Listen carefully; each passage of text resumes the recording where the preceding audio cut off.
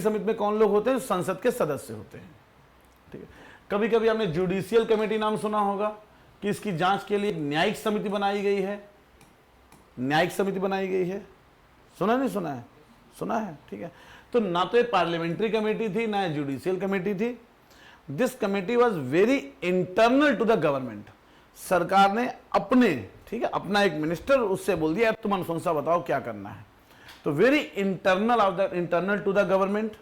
ठीक है, और इस कमेटी की क्रिटिसिज्म जो हम देखेंगे तो देखेंगे, जैसे जब कोई कमेटी रिकमेंडेशन करती है, जैसे मान लो अभी कुछ दिन पहले आपको याद होगा कि वन नेशन वन इलेक्शन पे कौन सी कमेटी बनी थी साहब? नहीं यार, वन नेशन वन इलेक्शन पे हमारे भूतपूर्व राष्ट्रपति, ठीक है, ठीक है, ध्यान से सुनो, तो कमेटी बनी थी नहीं बनी थी? याद होगा आपको, वन नेशन वन इलेक्शन पे।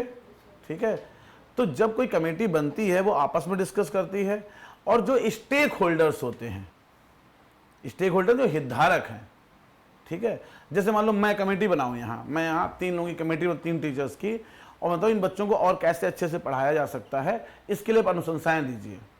तो वो कमेटी खुद अपने बारे में आपस में डिस्कस करेगी, फिर आप लोगों से भी उसे पूछना चाहिए कि आप लोगों की क्या रिक्वायरमेंट है, क्या समस्याएं हैं। तो आप लोग, क्योंकि आप लोग स्टेक होल्डर हो, हितधारक हो, ठीक है, तो जनरली जो भी कमेटीज बनती है, जैसे रामनाथ कमेटी थी, तो इसने सारे पॉलिटिकल पार्टीज को बुलाया, उनसे पूछा कि वन नेशन वन इलेक्शन होना चाहिए नहीं होना चाहिए। पॉलिटिकल लीडर्स थे, उनके व्यू लिए, लोगों से भी पूछा, अलग अलग राज्यों में गए, वहां की विधानसभा सदस्यों से बात की कि वन नेशन वन इलेक्शन होना चाहिए नहीं होना चाहिए, और उसके बाद इन्होंने अपनी रिपोर्ट पेश की। लेकिन this committee was very internal to the government of India. ये भारत सरकार की एक आंतरिक समिति थी, जिसने कोई बहुत ज्यादा आपको पब्लिक कंसल्टेशन या वगैरह नहीं किया, इसकी आलोचना की जाती है। कमेटी फॉर्म हुई, अंदर अंदर उन्होंने अपनी बात कर ली, अपनी रिपोर्ट दे दी। ये बात क्लियर है? ठीक है, ठीक है। तो अब इस कमेटी ने अपनी रिकमेंडेशन दी, ठीक है, तो लिखो भाई recommendation bye, recommendation bye committee.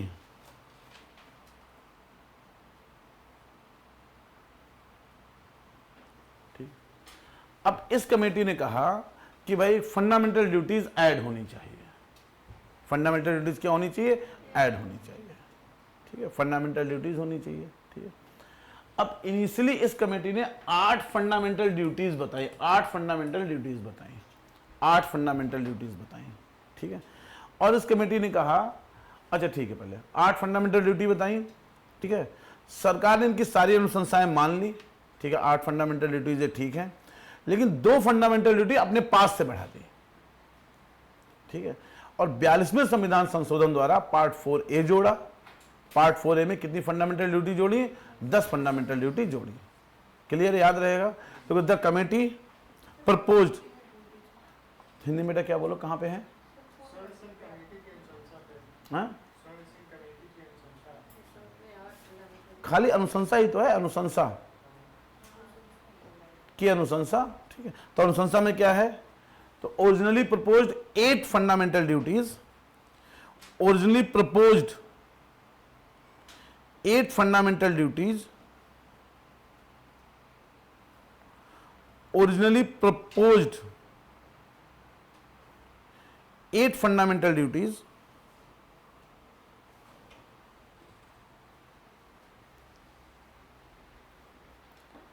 However government aided, तो प्रारंभ में या मौलिक रूप से 8 मौलिक कर्तव्यों की अनुशंसा की। ये फैक्ट्स हैं जो आपको याद होने चाहिए। ठीक है, तो कमेटी ने 8 फंडामेंटल ड्यूटीज की बात की थी, सरकार ने 10 फंडामेंटल ड्यूटीज जोड़ी। ठीक है, तो committee propose 8 fundamental duties,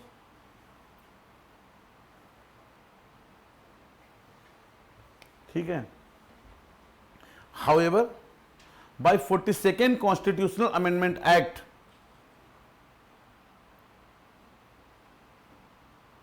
however,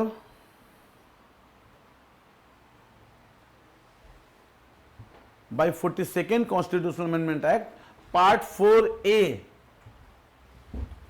Part 4A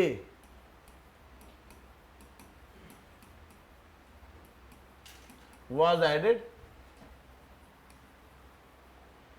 क्योंकि 42वें संविधान संशोधन द्वारा भाग 4 का जो भी लिखा 4A was added and government inserted and government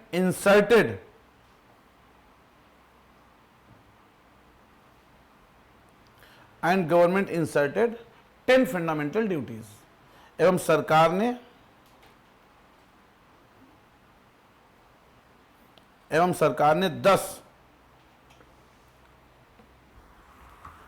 10 मौलिक कर्तव्यों को ऐड किया, संविधान में शामिल किया। पहली दूसरी रिकमेंडेशन इनकी थी, देखो दूसरी थी कि जो फंडामेंटल ड्यूटीज हैं अगर कोई इनका वायलेशन करता है, ठीक है, तो वो एक पनिशेबल ऑफेंस होना चाहिए। ये भी इनकी रिकमेंडेशन थी। इनकी रिकमेंडेशन बहुत गड़बड़ थी, ठीक है। जैसे हमारे संविधान में क्या है, हमारे संविधान में है कि ड्यूरिंग इमरजेंसी, जो कल हम डिस्कस भी कर रहे थे, कि आपातकाल के समय आपके फंडामेंटल राइट सस्पेंड किए जा सकते हैं 358 और 359 में, ठीक है। इन्होंने कहा कि संविधान में संशोधन करिए, ऐसे प्रावधान जोड़िए कि नॉर्मल समय पे भी, ठीक है, जब आपातकाल नहीं लगा है उस समय भी सरकार के पास शक्ति होनी चाहिए कि सरकार लोगों के फंडामेंटल राइट्स को क्या करे, सस्पेंड कर दे। ये तो बहुत बड़ी बात है, लेकिन रिकमेंडेशन इनकी ये थी, वो बात अलग है। सरकार ने कुछ रिकमेंडेशन इनकी नहीं मानी। तो एक जो इनकी रिकमेंडेशन थी कि फंडामेंटल ड्यूटीज ऐड करिए, आप ये मान ली, ये रिकमेंडेशन मान ली, ठीक है। इन्होंने 8 फंडामेंटल ड्यूटी बताई थी, सरकार ने 10 फंडामेंटल ड्यूटी जोड़ी, ठीक है। इन्होंने कहा कि on the violation of fundamental duties there must be punitive action. इसका मतलब है कि जो मौलिक कर्तव्य जो भी आपके हैं, अगर उनका कोई वायलेशन करता है, उनका कोई उल्लंघन करता है, तो दंडात्मक कार्रवाई होनी चाहिए। सरकार ने यह नहीं मानी। दूसरी रिकमेंडेशन की fundamental rights might be suspended during normal time also. जैसे अभी हमारे संविधान में है कि फंडामेंटल राइट्स जो हैं, जो मौलिक अधिकार हैं, वो सिर्फ आपातकाल के समय सस्पेंड किए जा सकते हैं, निलंबित किए जा सकते हैं, जो कल हम लोग देख रहे थे। इन्होंने कितने दुष्ट थे, इन्होंने अनुशंसा की कि नॉर्मल टाइम में भी फंडामेंटल राइट सस्पेंड कर दो। सरकार को अथॉरिटेरियन बनाने का प्रयास कर रहे थे, सरकार को पूरी तरीके से निरंकुशवादी सरकार बनाने का प्रयास कर रहे थे, ठीक है। तो खैर ये भी बहुत ही गलत रिकमेंडेशन थी, सरकार ने नहीं मानी, ठीक है। तो अगला पॉइंट लिखिए, the committee also recommended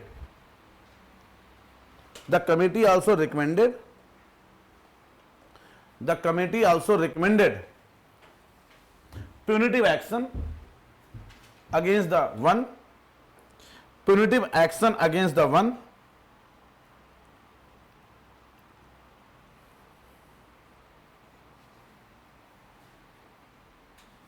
who violates fundamental duties। समिति ने यह भी अनुशंसा की कि अगर कोई व्यक्ति मौलिक कर्तव्यों का उल्लंघन करता है, ठीक है, अगर कोई व्यक्ति मौलिक कर्तव्यों का उल्लंघन करता है तो उसके विरुद्ध दंडात्मक कार्रवाई होनी चाहिए। However this was rejected by government.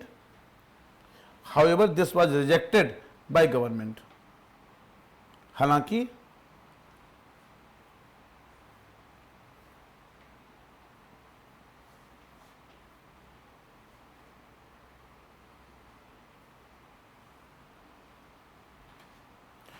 इस सरकार द्वारा नकार दिया गया।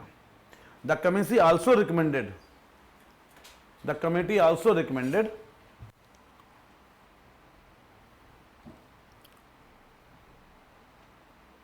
to curb fundamental rights during normal times also। to curb, C-U-R-B, to curb fundamental rights during normal time also। The committee also recommended to curb, C-U-R-B, curb fundamental rights during normal time also। ये बहुत बड़ी बात है, ठीक है। तो समिति ने यह भी अनुशंसा की कि सामान्य समय पर भी, सामान्य समय मतलब जो आपातकाल ना लगा हो, सामान्य समय पर भी मौलिक अधिकारों को निलंबित करने का प्रावधान होना चाहिए, ठीक है। This was also rejected by government. इसे भी सरकार द्वारा नकार दिया गया।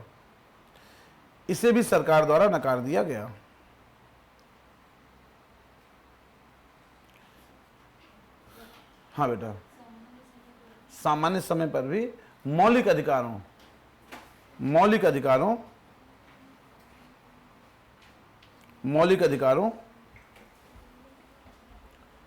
को निलंबित करने का प्रावधान होना चाहिए। ठीक है, इसे भी सरकार द्वारा नकार दिया गया। अरे तो गवर्नमेंट के फेवर में था तो क्या लिख दोगे? सरकार के पास ताकत होनी चाहिए लोगों का गला काट दे। सरकार को भय भी तो लग रहा है। फेवर में तो अब मान लो सरकार है, उसके फेवर में तो ये है कि वो लिख दे कॉन्स्टिट्यूशन में कि मोदी जी जब तक जन्मजात प्रधानमंत्री बने रहेंगे। लिख सकती है क्या?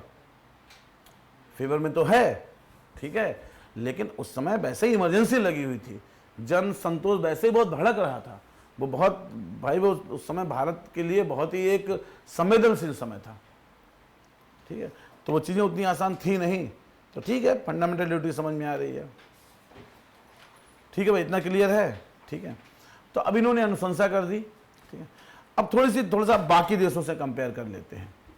देखो, अगर हम फंडामेंटल ड्यूटीज की बात करें तो जनरली जो भी लिबरल डेमोक्रेसीज हैं, जो भी उदारवादी लोकतंत्र हैं, जैसे भारत हो गया, यूके हो गया, ब्रिटेन हो गया, कनाडा हो गया, ऑस्ट्रेलिया हो गया, ठीक है, यहां फंडामेंटल ड्यूटीज कॉन्स्टिट्यूशन में नहीं है, भारत में भी नहीं थी।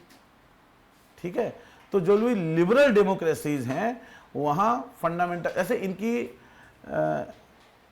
चलो ठीक, जो भी लिबरल डेमोक्रेसी जो फंडामेंटल ड्यूटी कॉन्स्टिट्यूशन में नहीं है, ये बात क्लियर है। तो शायद भारत में भी नहीं थी, 42वें संविधान संशोधन से आई, लेकिन फिर भी पूछा जाता है कंसेप्ट हमने कहां से लिया। तो USSR was the first constitution, ठीक है, to insert fundamental duties. USSR वो पहला संविधान था जिन्होंने मौलिक कर्तव्यों को अपने संविधान में जगह दी। ठीक है, तो हम भी कहते हैं हमने इस कंसेप्ट को कहां से लिया? यूएसएसआर से लिया। ठीक है, तो नेक्स्ट पॉइंट से लिखिए, सब प्री के फैक्ट है। नेक्स्ट पॉइंट से लिखिए, India borrows the concept, India borrows the concept, India borrows the concept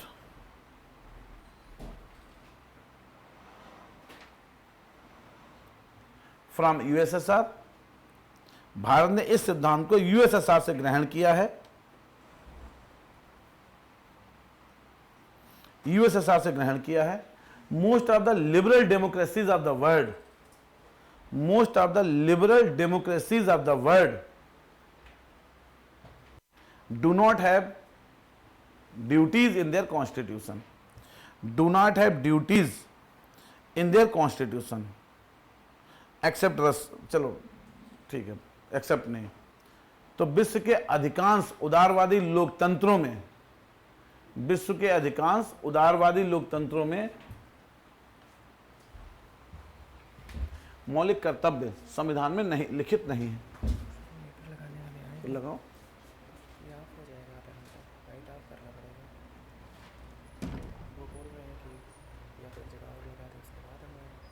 लगाने फिर आए, बोलो बोलो 5 बजे आए, 5 साढ़े 5 बजे।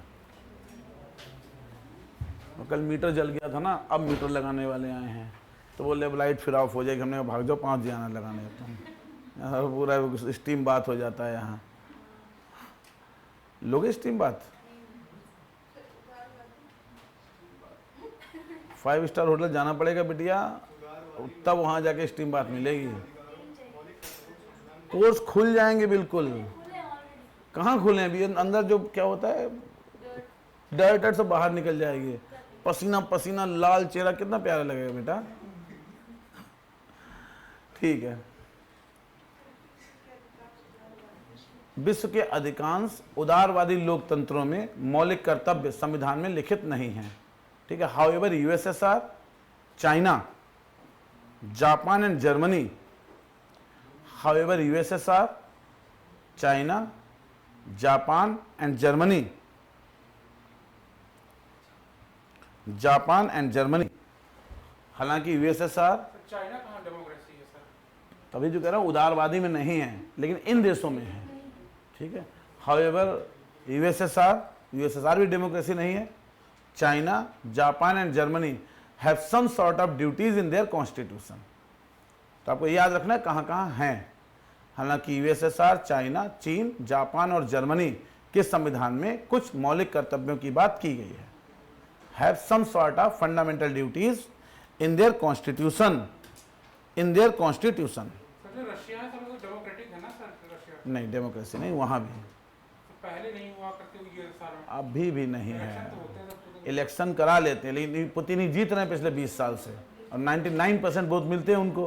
कैसे डेमोक्रेसी होगी सोचो।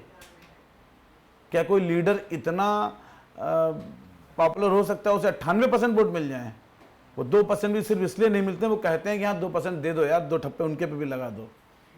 वो सिचुएशन है सर। तो रसिया में डिक्टेटरशिप एक तरीके से देखा जाए। कहते हैं हम इलेक्शन कराते हैं, लेकिन इलेक्शन होते नहीं हो, मतलब होते हैं वो खाली स्टेट स्पॉन्सर्ड इलेक्शन है, फॉर्मेलिटी है। ठीक है, अब एक बार सारी फंडामेंटल ड्यूटीज हमें देखनी है। सुनो, ये तो फैक्ट हो गया। अब 51A,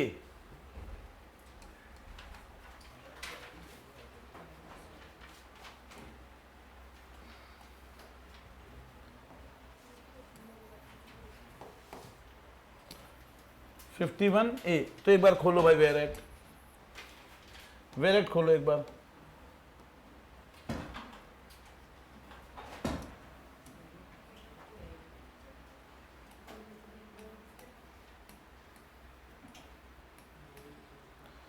(51A) तो देखो पहली फंडामेंटल ड्यूटी क्या है, ध्यान से देखो, पढ़ो एक बार। To avoid by the constitution, respected ideals and institution, national flag and national anthem. ठीक है।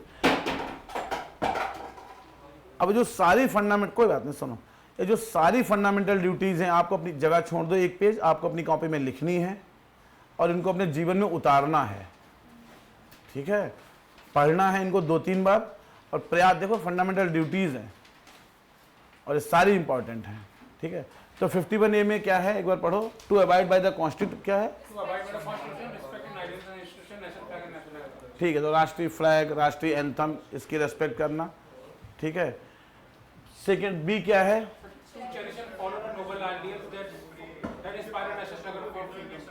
हैं?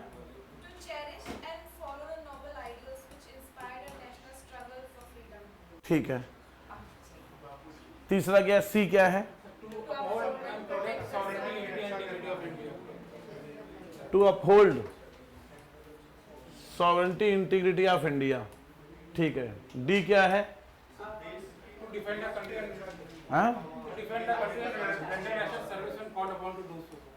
To defend the country. E क्या है?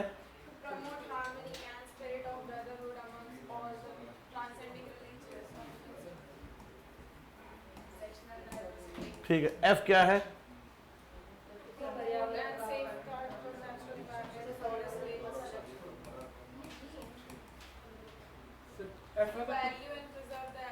जी क्या है? एक लोग बोलो, जी क्या है? एफ हो गया ना? एफ है ना? Rich heritage of composite culture वाला सर एफ जो है, ये फॉरेस्ट वाला नहीं है सर, आपने फॉरेस्ट लिख दिया है। सामाजिक संस्कृति है।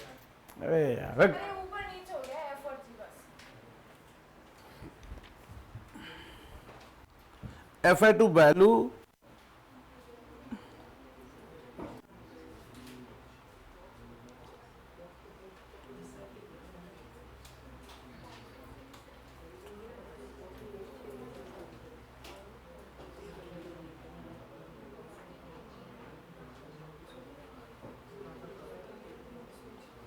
जी से है। जी क्या है? हैं? To protect and improve the.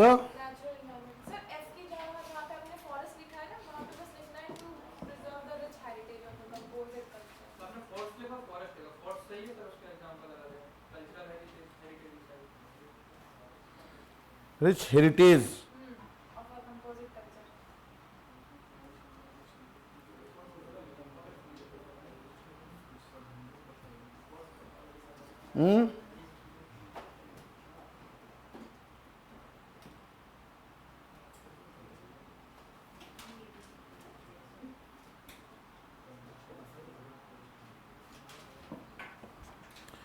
उसके बाद जी में है to protect and improve natural environment.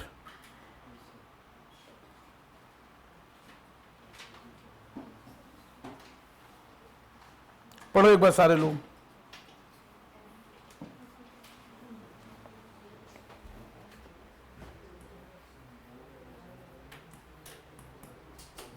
H है to develop the scientific temper.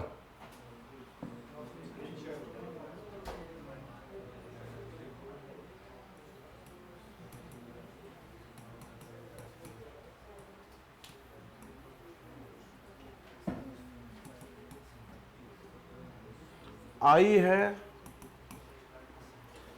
To safeguard public property and to abjure violence.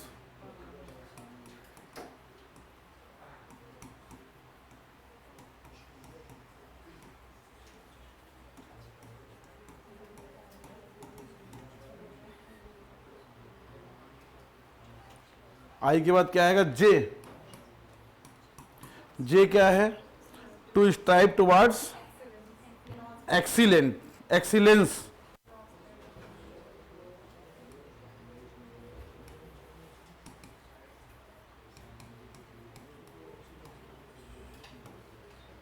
देखो सुनो, दोबारा देखो एक बार, याद कैसे करोगे आप।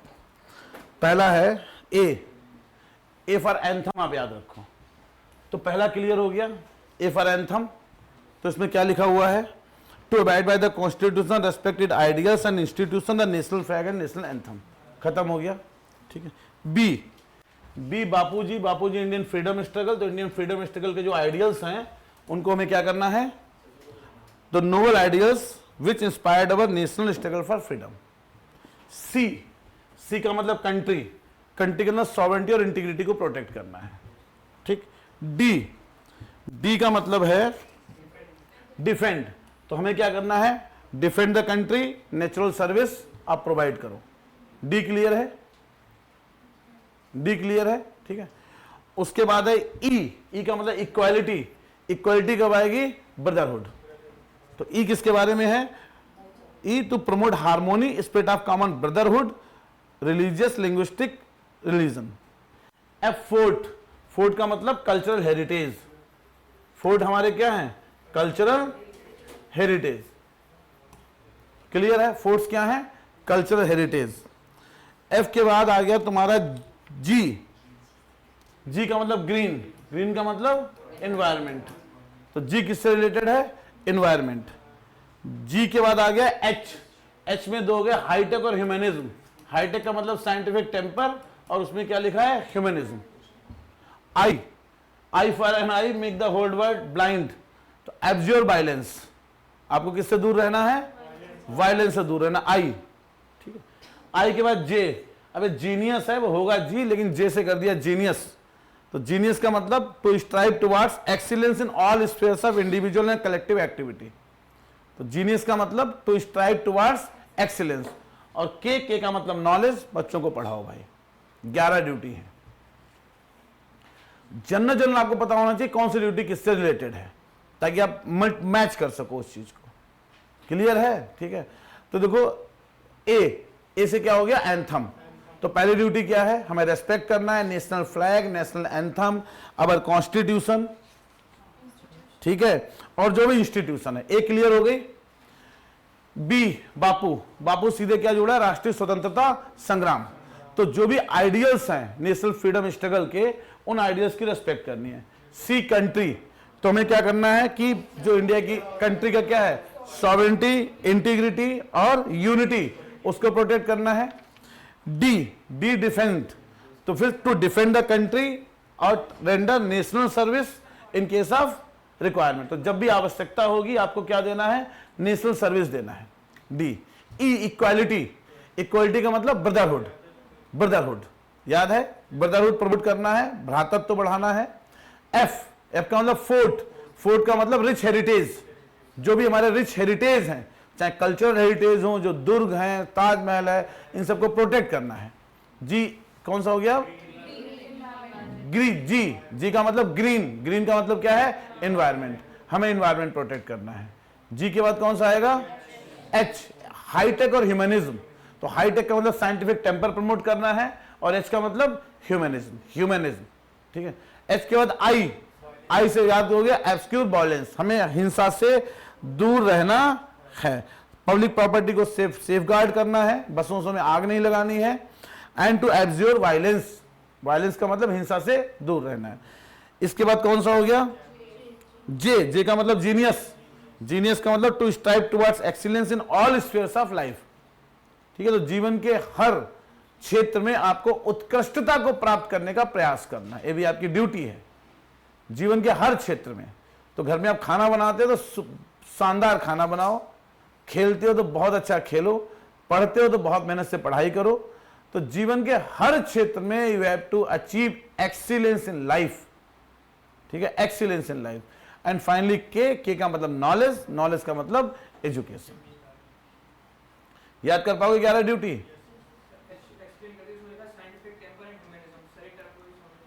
ये टेम्पररी इन्हें खुद समझ में नहीं आती एक्चुअली, ये जिन्होंने लिखा है, ठीक है, सच्चाई बता रहे हैं।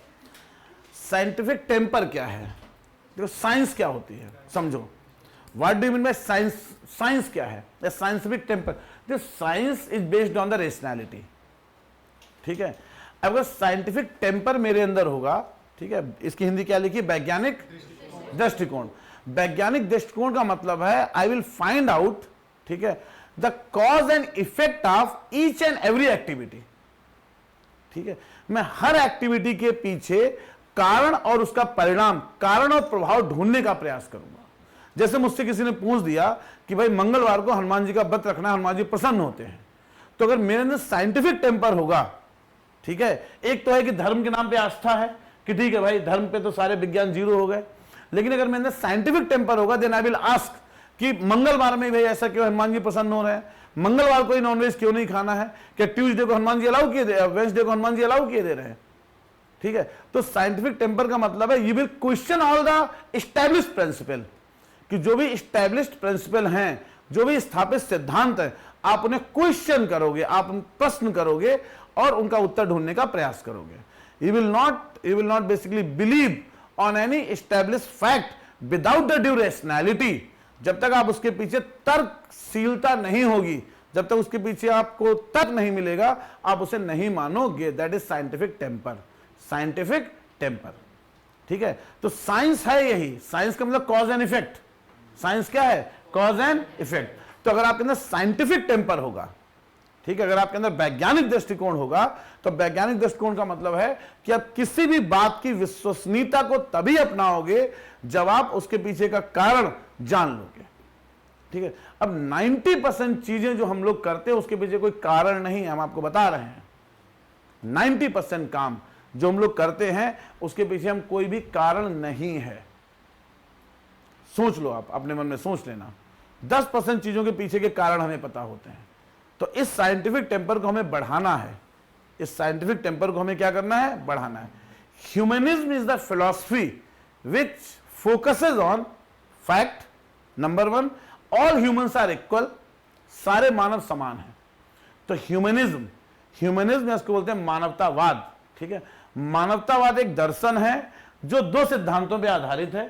पहला सिद्धांत सारे मानव समान है, और दूसरा human dignity is the ultimate principle, मानव की गरिमा सबसे महत्वपूर्ण है।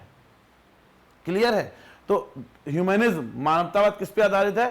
कि सारे मानव समान हैं, ठीक है। आप मानवों में लिंग के आधार पे, जाति के आधार पे, वेशभूषा के आधार पे, ठीक है, धर्म के आधार पे, नस्ल के आधार पे भेदभाव नहीं करने चाहिए। Humanism says all humans are born equal, all humans are born equal, सभी मानवों का जो जन्म हुआ है वो समान है, सभी मानव जन्म से समान है, ठीक है। दूसरा, human dignity is of utmost important, सबसे महत्वपूर्ण जो है वो मानव की गरिमा है। किसी भी परिस्थिति में मानव की गरिमा को चोट नहीं पहुंचनी चाहिए। It is humanism, it is humanism. तो अभी हम एक एक फंडामेंटल ड्यूटी अलग देख रहे हैं। पहले 11 याद हो गई, ठीक है। तो जैसे बताओ बेटा, बताओ 51A जी क्या है? जी, हाँ, जी का मतलब ग्रीन। ग्रीन किससे जुड़ा हुआ होगा? एनवायरमेंट लो, ठीक है। 51A F क्या है? फोर्ट। अब फोर्ट का मतलब पुरानी विरासत हो गई, कल्चरल हेरिटेज, याद कर लो आप। 51A C क्या है? देखो C का मतलब क्या है?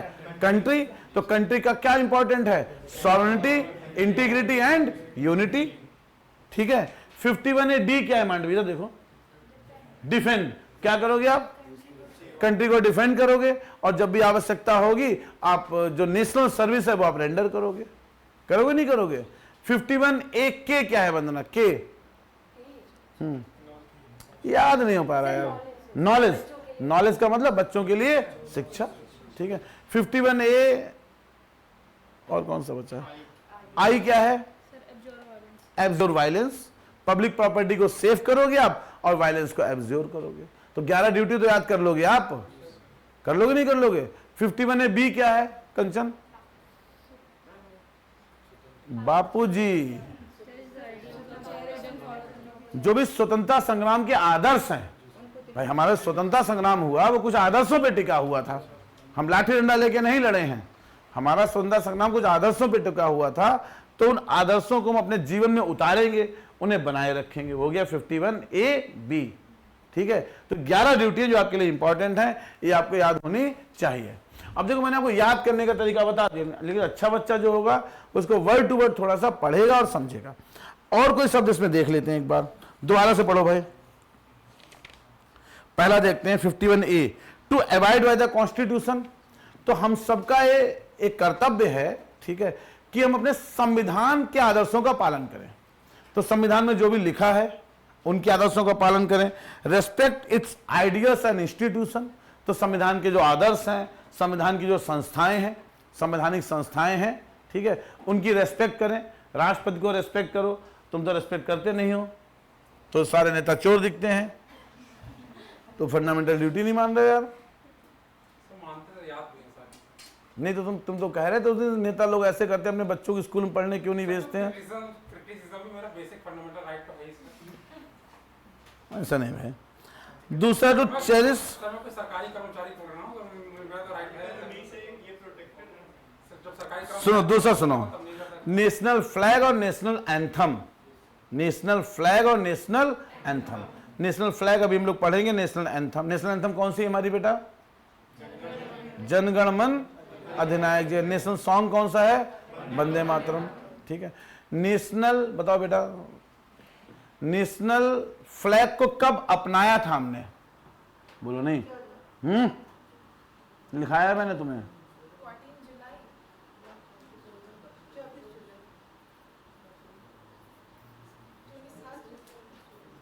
14 जुलाई 22 जुलाई।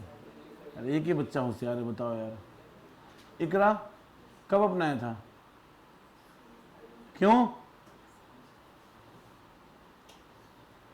जब कॉन्स्टिट्यूशनल डेवलपमेंट पढ़ा रहा है तो वहां पे लिखाया था, नहीं लिखाया था? नेशनल एंथम को कब अपनाया था प्रीति? 24 जनवरी। शाबाश। 24 जनवरी। आगे 1950। तो उस दिन नेशनल एंथम को भी, नेशनल सॉन्ग को भी और नेशनल फ्लैग को अपनाया था 22 जुलाई 1947। 22 जुलाई 1947, ठीक है। याद रखो भाई, हमने जब कॉन्स्टिट्यूशनल डेवलपमेंट पढ़ाया था, संविधान मैंने लिखा था संविधान सभा ने और क्या काम किए।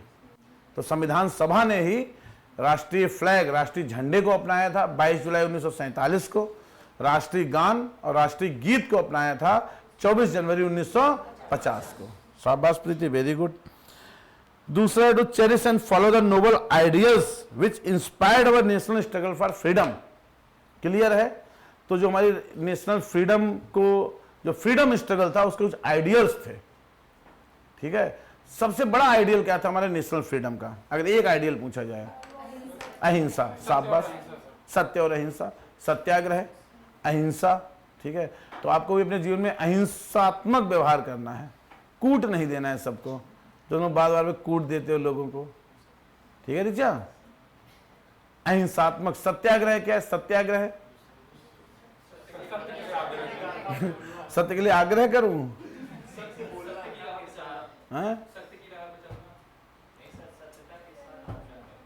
आग्रह करना की सत्य के साथ। सत्याग्रह तो पता होना चाहिए, वो बेसिक कंसेप्ट है यार। बताओ क्या करना? तो सत्य के लिए लड़ना था, मतलब एक तरह से कह सकते हैं। लड़ेंगे हम सत्य के लिए। मतलब सच्चाई के रास्ते पे चलना है, सच्चाई के रास्ते पे चलना है।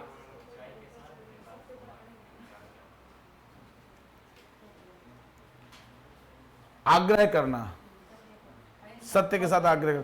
पता बेटा सत्याग्रह क्या है?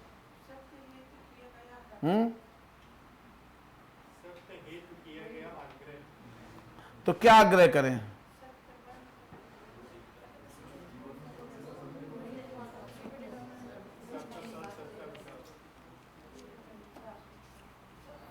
देखो सत्य, सुनो सुनो सुनो, सत्य और आग्रह, आग्रह का मतलब यहां पर है फर्मनेस, आग्रह नहीं है, ठीक है। दो शब्दों से, संस्कृत के शब्द हैं सत्य और आग्रह। तो सत्य और फर्मनेस के साथ, दृढ़ता के साथ, ठीक है, सत्य का पालन करना, वो है सत्याग्रह। ये पहली बार शब्द गांधी जी ने कॉइन किया था। गांधी जी ने इस शब्द की रचना की थी, सत्याग्रह। और उन्होंने अपनी जो पुस्तक है, ठीक है, जो उन्होंने जेल में लिखी थी, उसका नाम क्या था? एक तो इनकी पुस्तक माई एक्सपीरियंस विद ट्रुथ, एक दूसरी पुस्तक है इनकी हिंद स्वराज। हिंद स्वराज ने सत्याग्रह को परिभाषित किया है। इसमें उन्होंने क्या है, सत्याग्रह में कुछ कुछ चीजें, पहले तो सत्य हो गया, सत्य। दूसरा ने बताया कि अहिंसा, अहिंसा, अहिंसा नहीं है वो, अहिंसा, नॉन वायलेंस, अहिंसा है, पढ़ाएंगे आपको गांधी जी के समय। उनका अहिंसा भी एक सत्याग्रह का पार्ट है। अहिंसा, अहिंसा, नॉन वायलेंस सत्याग्रह का पार्ट है, ठीक है। फिर तीसरी चीज उन्होंने बताई थी इसी में, तपस्या। तपस्या का मतलब सेल्फ सफरिंग, ठीक है, सेल्फ, आप स्वयं को दुख दे दो, किसी और को दुख मत दो, तपस्या। Tapasya is also the part of satyagraha. फिर उनका सत्याग्रह में अगली चीज उन्होंने बताई थी क्षमा। क्षमा, kshama is also the part of satyagraha. Satyagraha बड़ा। अब क्षमा, क्षमा का मतलब फॉरगिवनेस, और एक शब्द होता है पार्डन। या क्षमा और माफी में क्या अंतर है? किसी को क्षमा कर देना या किसी को माफ कर देना? मुझे क्षमा कर दो यार, मुझे माफ कर दो भाई। क्षमा कर देना मतलब एक लोग, हाँ बोलो। कलश,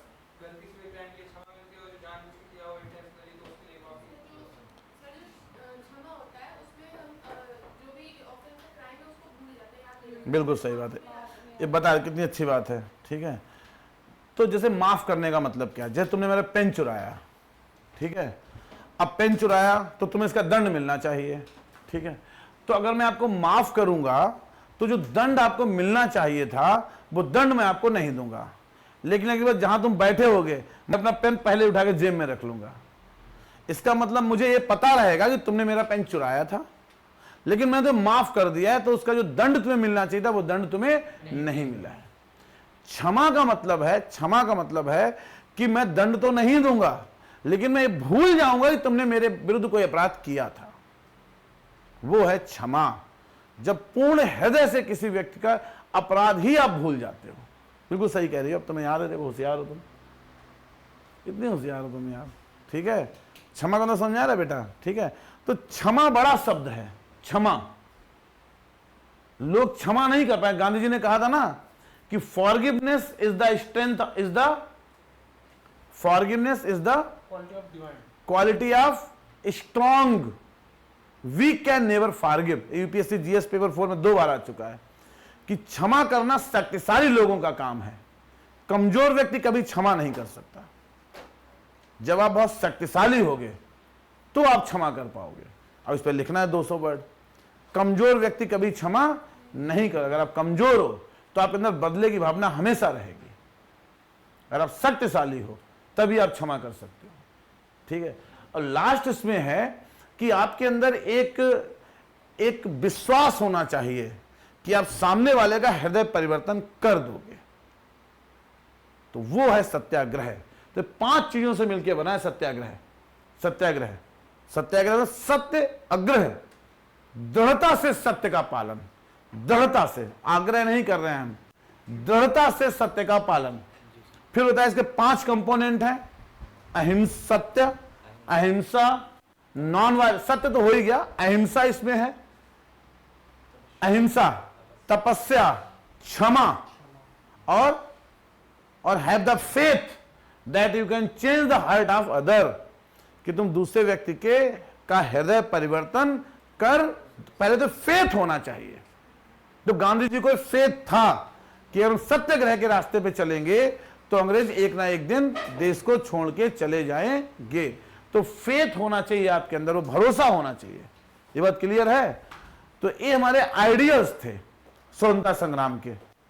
क्लियर है? तो 51 है, 50 इन आइडियल्स का आपको पालन करना है।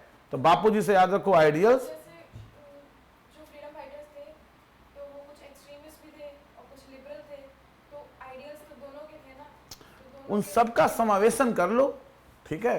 देखो आइडियल्स दोनों के समान थे और सभी के लिए देशभक्ति सर्वोपरि थी। देखो 2 चीजें होती बिटिया, एक होता है मीन्स और एक होता है एंड, ठीक है। मीन्स और एंड समझते हो आप? मीन्स का मतलब है साधन और एंड का मतलब क्या है? साध्य। उन सभी का एंड सेम था, उन सभी का जो साध्य था वो सेम था, that is to gain independence, Bharat के लिए स्वतंत्रता प्राप्त करना, यही तो था। बस उनके साधन अलग अलग थे, साधन उनके अलग अलग थे। भगत सिंह को लगता था कि भाई ऐसे नहीं जाएंगे, लेकिन वो कोई उनका वायलेंस नहीं था, समझो। भगत सिंह का भी वायलेंस नहीं था, क्रांतिकारी गतिविधियां थी, लेकिन वो क्रांतिकारी गतिविधियां जब उन्होंने बम फेंका था नेशनल असेंबली में, तो लोगों को मारने के लिए नहीं फेंका था, तो धुएं वाला बम था कि बहरों को सुनाई देना चाहिए, ताकि हमारी बात इन्हें सुनाई दे। ठीक, जो काकोरी कांड इन लोगों ने किया, राजगुरु इन सब लोगों ने, अशफाकुल्ला खान सब, तो उन लोगों ने पैसा लूट, वहां मारा नहीं किसी को, पैसे लूटे ताकि उस पैसे से हम फंड कर पाए नेशनल मूवमेंट को। तो यहां भी सबके कहीं ना कहीं एंड सेम थे, मीन्स अलग थे, तो आइडियल सबके सेम थे। चोरी चोरा काम 2-3 लोग पगले होते हैं हर जगह, उन्हें गुस्सा आ गई, ठीक है, जला दिया। अब इतना बड़ा देश है, उसमें 40 करोड़ पॉपुलेशन थी, हर व्यक्ति एक जैसा थोड़ी होता है। तो अगर मान लो तो जो ब्रॉड आइडियल्स हैं हमारे फ्रीडम स्ट्रगल के, उनका आपको ध्यान रखना है। ब्रॉड आइडियल्स क्या थे? एक डेमोक्रेटिक कंट्री की स्थापना करनी है जिसमें कोई भी डिस्क्रिमिनेशन ना हो, महिलाओं पुरुषों के समान अधिकार हो, जो समाज के तथाकथित निचले वर्ग हैं, ठीक है, उनको समान अधिकार मिले, धन का संकेंद्रण ना हो। जो डीपीएसपी में चीजें लिखी है ना, वही एक्चुअली आइडियल्स है हमारे कॉन्स्टिट्यूशन के, वही आइडियल्स है हमारे फ्रीडम स्ट्रगल के। ग्राम पंचायतों का गठन, इसका मतलब लोअर ब्यूरोक्रेसी में, इसका मतलब जो सबसे निचली पंक्ति में व्यक्ति खड़ा है उसकी शासन में हिस्सेदारी होनी चाहिए। तो इस प्रकार जो डीपीएसपी एग्जैक्ट आइडियल्स हैं, एक जैसा भारत हमारे संविधान निर्माता चाहते थे, उनका अभी हम नहीं बना पा रहे, लेकिन डीपीएसपी में लिखे दे रहे। ठीक है, मांडी समझ आ रहा है? तीसरा है to uphold the sovereignty, unity and integrity of India. इस तीनों शब्द हम डिस्कस कर चुके हैं। To defend the country, render national service. भाई सारे याद हो गए, नहीं याद हो गए? बोलो भाई।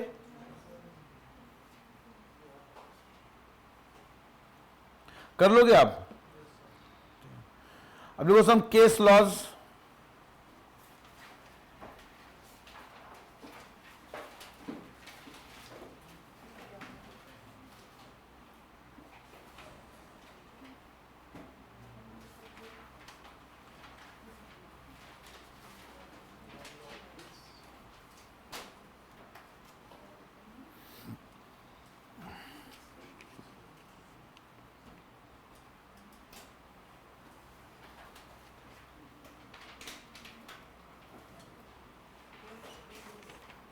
इसमें यार बहुत ज़्यादा केस लॉज हैं नहीं, ठीक है।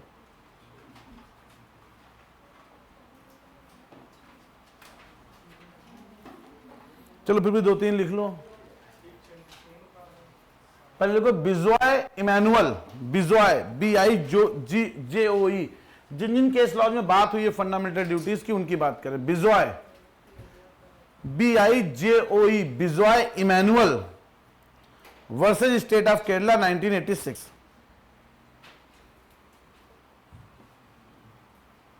Bijoy Emmanuel versus state of Kerala 1986।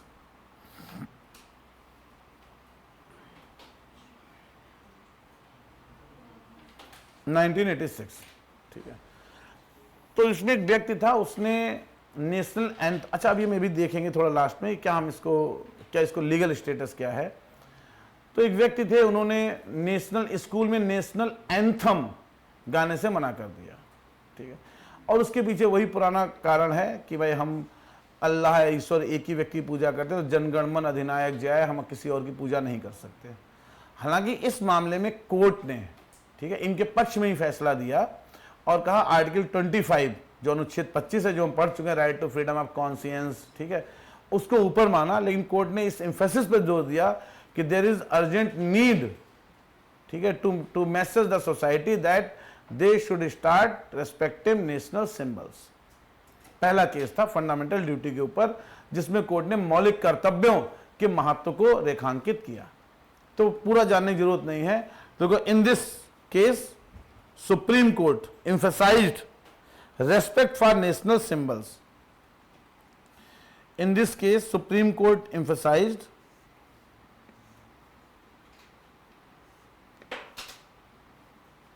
respect for national symbols. तो इस मामले में कोर्ट ने राष्ट्रीय प्रतीकों के महत्व,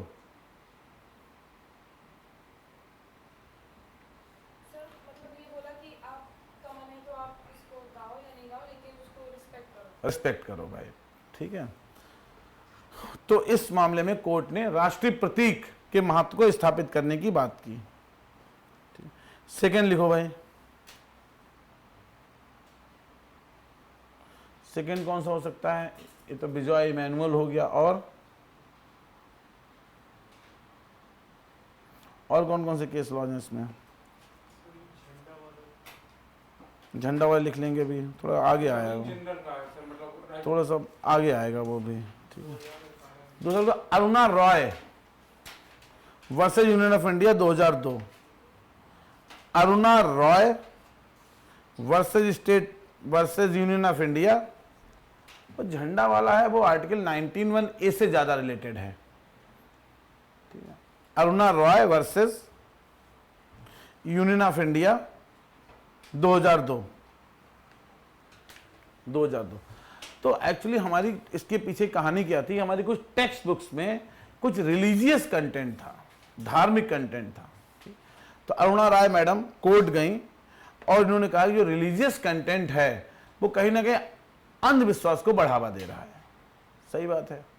और हमारी एक ड्यूटी है, फंडामेंटल ड्यूटी है, क्या है? We have to improve our scientific temper, ठीक है।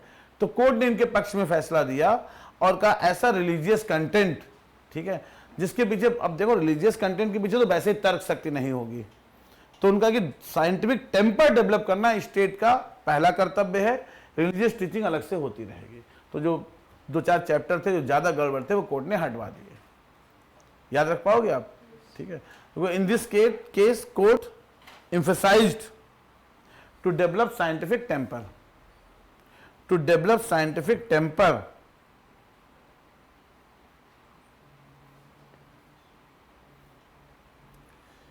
in this case court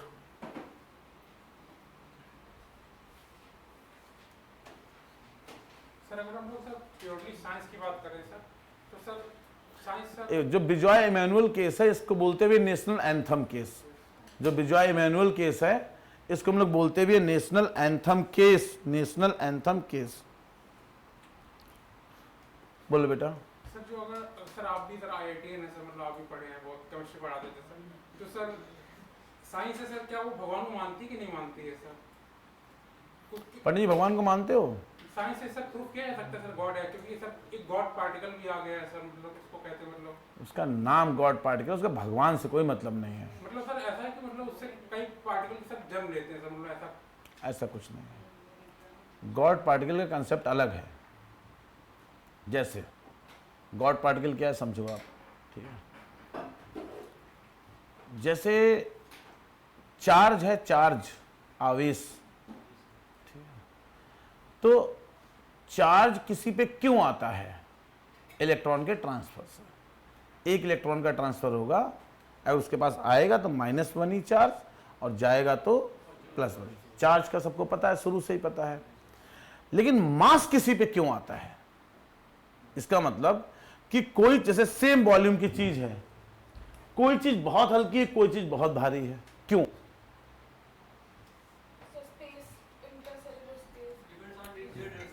उससे भी छोटा। तुम तो वो कह रहे हो कि मान लो, समझो मेरी बात, जैसे इलेक्ट्रॉन है, प्रोटॉन है, हम तो एक इलेक्ट्रॉन प्रोटॉन, ये तो आप तब कह रहे हो जब बहुत छोटी छोटी चीजों से मिलके बनी है। ये तो बड़ी चीज आप देख रहे हो, लकड़ी का टुकड़ा देख रहे हो। अब सब एटॉमिक लेवल पे जाओ, इलेक्ट्रॉन प्रोटॉन पे जाओ, उससे भी छोटे पे जाओ, फोटोन पे जाओ, जहां एक अकेला है, वहां तो इंटरस्पेस कुछ नहीं है। तो उसमें कोई चीज हल्की और कोई चीज भारी क्यों है? उसके लिए कौन सा पार्टिकल रिस्पॉन्सिबल है? इस शुरू से लोगों को नहीं पता था, ठीक है? तो इस पे इन्होंने जो पार्टिकल खोजा, पढ़ाएंगे आपको, बड़ा मजेदार कहानी है सब। LHC जब कहानी सुनाएंगे आपको लार्ज हाइड्रॉन कोलाइडर की, तो जो पार्टिकल उन्होंने ढूंढा, दैट इज गॉड पार्टिकल। का गॉड पार्टिकल वो पार्टिकल है जिसके कारण किसी में मास ओरिजिनेट होता है, वो है गॉड पार्टिकल। तो वो हम लोग पढ़ेंगे अभी, ठीक है? लेकिन सर साइंस सर भगवान को मानती कि नहीं मानती सर? सुनो, अब देखो, ये बात मैं पहले भी आपको बता चुका हूं, भगवान को कौन मानता है। सुनो, जैसे अलग अलग स्टेजेस हैं एक व्यक्ति, ठीक है? देखो, सोसाइटी में रिलीजन का उदय कब हुआ?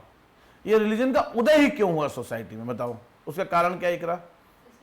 सिविलाइज करने के लिए, ठीक है? तो जब मानव सभ्यता ने जन्म लिया, लोग साथ साथ रहना शुरू हुए, ठीक है? तो एक सिस्टम चाहिए था जो लोगों को बांध के रख सके, लोगों को सभ्य बना सके। और जो सबसे आसान काम था वो किसने किया? धर्म ने किया। धर्म के नाम पे भाई चीटी चल रही हैं, ठीक है? अब तुम्हें पैसे कुचलने का मन है, कुचल दोगे? सुनो, तो यार मत कुचलो यार, भगवान का है, भगवान का फलाना है, ढिमाका है। आप बात समझ रहे हो, ठीक है? तो भगवान के नाम पे लोगों को क्या करना शुरू किया गया? अनुशासित करना शुरू किया गया। रिलीजन का पहला उद्देश्य यही था, to make the society civilised. लेकिन धीरे धीरे उस रिलीजन के नाम से लोगों को डराया जाना शुरू करने लगा। तो पहले धर्म का जो उद्देश्य था वो लोगों को अनुशासित करना था, लेकिन धीरे धीरे अनुशासन किया, धर्म से क्या किया जाने लगा? हमको डराया जाने लगा। भाई पहले ऐसा होता था, किसी घर में मृत्यु हो गई, ठीक है, तो वो रीति रिवाज जो बनाए गए थे वो इसलिए बनाए गए थे वहां खाना ना बने, क्योंकि बॉडी है, ढेर सारी चीजें हैं, ठीक है? फिर वो 13वीं थी, साफ सफाई हुई, सबने अपने बाल आल धोए, सब साफ सफाई, तो वो सब उनके पीछे साइंटिफिक रीजन थे। लेकिन भी धीरे धीरे पैसे नहीं है तब भी 13वीं का भोज दो, पंडित जी को पैसे दो, नहीं तो आप पुखरे तुम्हारे तड़पेंगे। ये डराया जाना शुरू हो गया, ठीक? अब देखो एक बात समझो, जब कोई व्यक्ति शुरू के चरण में हो, देखो सिंपल सी बात है, एक व्यक्ति चाहे भगवान हो चाहे साइंस हो, देखो रिलीजन, अब किसी दिन को पढ़ाएंगे, बड़ी मजेदार चीजें हैं सब, टाइम मिला तो, ठीक है? 3 चीजें हैं। एक चीज है रिलीजन, एक चीज है साइंस, एक चीज है फिलॉसफी, दर्शन, ठीक है? आपको किसी भी जीवन के किसी भी प्रश्न का उत्तर इन्हीं 3 चीजों से मिलता है। या तो वो आपको धर्म देता है, या फिलॉसफी देती है, फिलॉसफी दर्शन, या वो उत्तर आपको मिलता है विज्ञान से, विज्ञान से मिलता है। ये बात क्लियर है? जैसे फिलॉसफर और साइंटिस्ट में क्या अंतर है? फिलॉसफर और साइंटिस्ट में साइंटिस्ट क्या होता है कि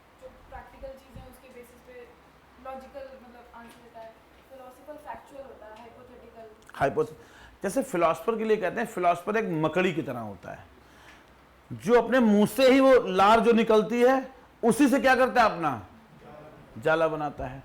और साइंटिस्ट एक हनी बी की तरह होता है, एक मधुमक्खी की तरह होता है, जो कहीं और से फैक्ट उठाता है फिर उसका छत्ता बनाता है।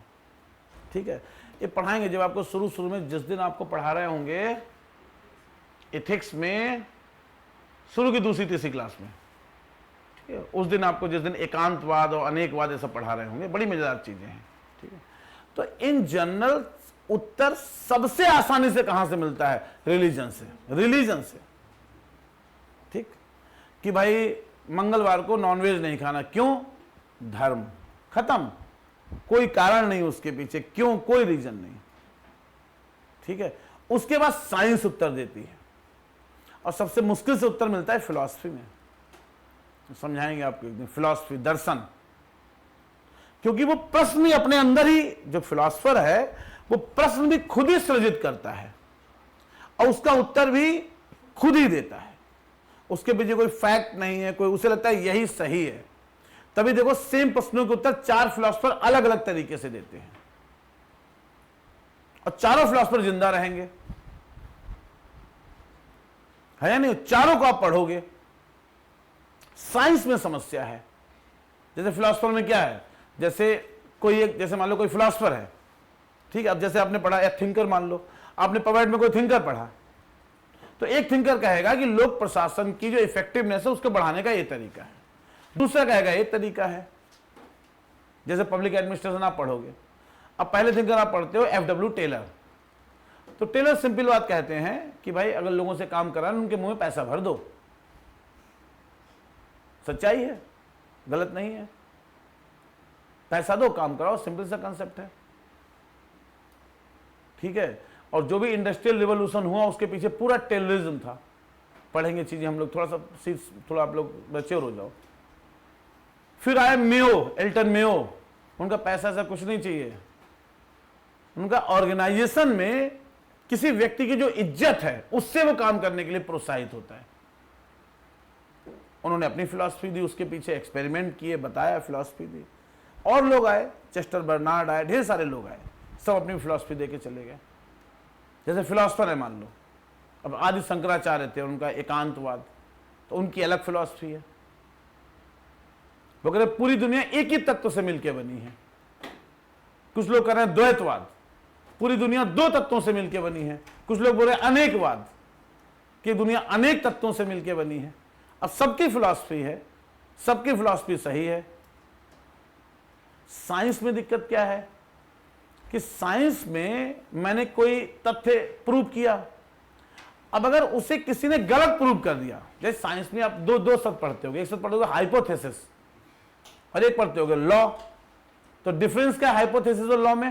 लॉ यूनिवर्सल है और ट्रू होता है, मतलब हर चीज के लिए लॉ हर जगह लगेगा। अगर आपने कोई लॉ दे दिया तो वो हर जगह प्रूव होगा, अगर वो प्रूव हो रहा है इसीलिए वो लॉ है, मतलब। ठीक है, और हाइपोथेसिस में कभी भी गलत प्रूव हो सकती है वो चीज। जैसे मान लो जैसे एवोगाड्रो ने कहा, समझो कि किसी के एक मोल में 6.023 × 10⁻23 पार्टिकल्स होते हैं। अब ये नंबर जान लो कितना बड़ा है, 10⁻23, कोई बैठ के गिन पाएगा? ये उनकी हाइपोथेसिस, उनका बोल दिया। अब अगर तुम्हें गलत प्रूव करना है तो गलत प्रूव करो, तब वो हाइपोथेसिस खत्म होगी। तो उसके पीछे फैक्ट्स नहीं है। Law must be verified, law verified होना चाहिए। तो अब समझो आइंस्टीन जैसे महान वैज्ञानिक अपने समय में ही गलत प्रूव हो गए थे। अपने जीवित रहते आइंस्टीन गलत प्रूव हो गए थे। तो साइंस में समस्या यही है कि आपने कुछ बताया, किसी ने कुछ और प्रूव कर दिया तो आप गलत प्रूव हो गए। फिलॉसफी में समस्या नहीं है। सर हम लोग साइंस में सही पढ़ते ही, हम लोग तो सिर्फ आइडियल पढ़ते हैं।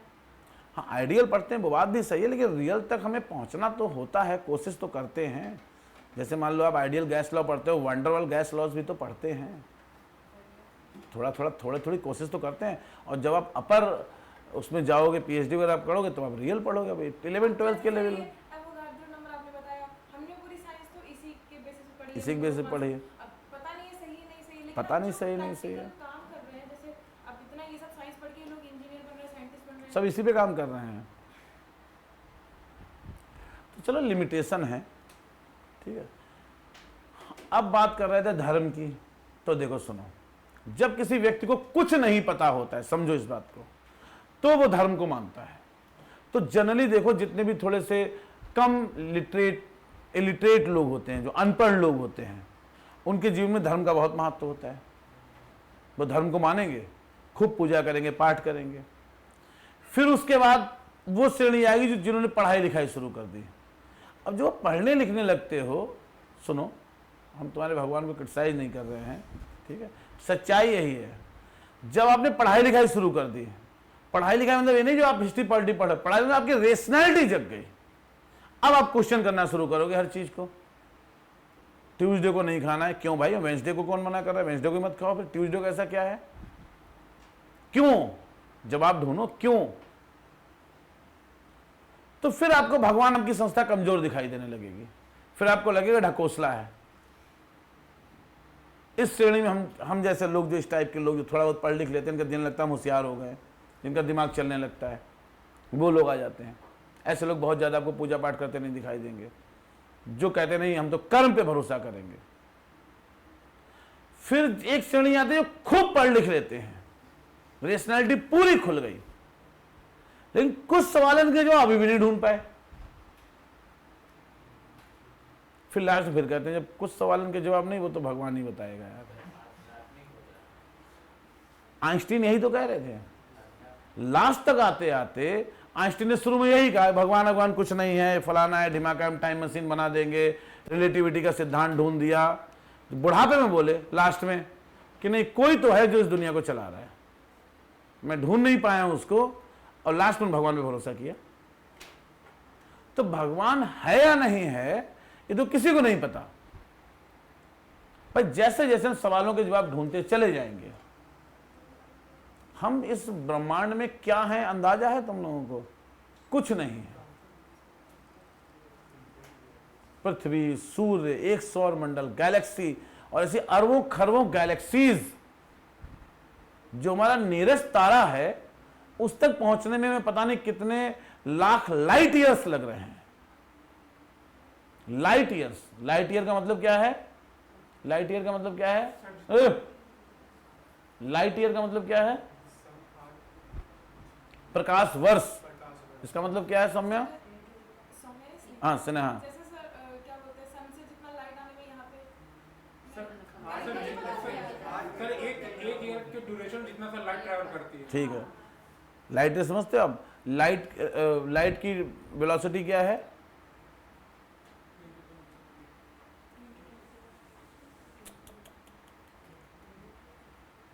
ऋचा तुम्हें बताओगे? तुम बताओ अनिरुद्ध। प्रकाश की गति 3 × 10⁸ मीटर पर सेकेंड। इसका मतलब एक सेकेंड में 3 लाख किलोमीटर ये लाइट की गति है।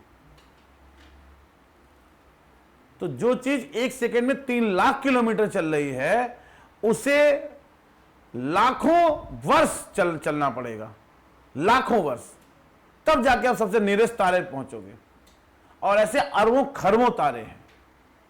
तो कोई तो है जो ये कलाकारी कर रहा है। या तुम सब कुछ ढूंढ लें, सब कुछ पता कर लें। तो भाई यही है, भगवान को मानना चाहिए नहीं मानना चाहिए, हम लोग सेकुलरिज्म में पढ़ चुके हैं, मानना चाहिए नहीं मानना चाहिए। क्यों मानना चाहिए? भगवान को मानना चाहिए।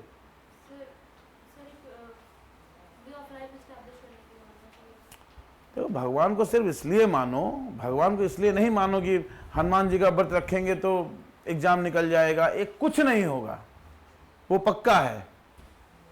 भगवान को मानने से तुम सेलेक्ट हो जाओ, इम्पॉसिबल है। भगवान को मानने से कुछ हो जाए, इम्पॉसिबल है। भगवान को सिर्फ इसलिए मानना चाहिए कि भगवान को मानने से, या जब आप पूजा करते हो तो आपको एक अपने अंदर सोर्स ऑफ एनर्जी मिलती है, एक पॉजिटिव एनर्जी मिलती है। जब सुबह हाथ जोड़ते हो तो ऐसा लगता है चलो भाई हम आज कुछ बुरे काम नहीं करेंगे, तो एक पीछे से आपको एक सपोर्ट मिलता है बस। और सिलेक्शन से कोई मतलब नहीं भगवान से। फास्ट रखने से, फास्ट क्यों रखे? तो थोड़ी बॉडी क्लीन हो जाए बस, और कोई मतलब नहीं फास्ट का। भगवान के चमत्कार भी हो जाते हैं, तो वो नहीं पूर्ण हो पा रहे। वो भी चमत्कार नहीं है, ठीक है, वो सब भी। जैसे कर्म, देखो सुनो, एक बात और बता दूं, ठीक है, जैसे तुम बोलो कि यार भगवान है, कि कुछ लोग तो जो है बहुत चोर हैं तब भी अरबपति हैं, और कुछ लोग बहुत सीधे साधे हैं तब भी। देखो जीवन में आपका भविष्य दो चीजों पे निर्भर करता है, दो चीजों पे, एक कर्म पे और दूसरा परिस्थिति पे। कई बार आपके कर्म बहुत अच्छे होंगे, परिस्थिति खराब होगी। कई बार आपके कर्म एवरेज ही होंगे, परिस्थिति बहुत अच्छी होगी। नहीं सर, मेरा ये कहने का मतलब था, मतलब आप ये मत सोचना कि मैं नहीं सोच रही हूँ। जैसे सर कहीं देखते हैं कि कुछ नेचुरल डिजास्टर आ गया लेकिन भगवान का मंदिर बचा रह गया, किसी मंदिर में कुछ चमत्कार हो रहे हैं कि वो सब जियोग्राफी है, जियोलॉजी है, कुछ ऐसा साइंटिफिक रीजन रहा होगा कि मंदिर बचा रह गया, वरना जो भगवान के मंदिर में जा रहे हैं पूजा करने, वही तो मर रहे हैं वहां। उत्तराखंड में किसकी डेथ हुई? फिर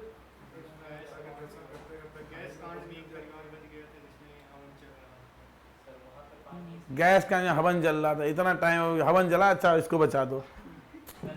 इस हाँ?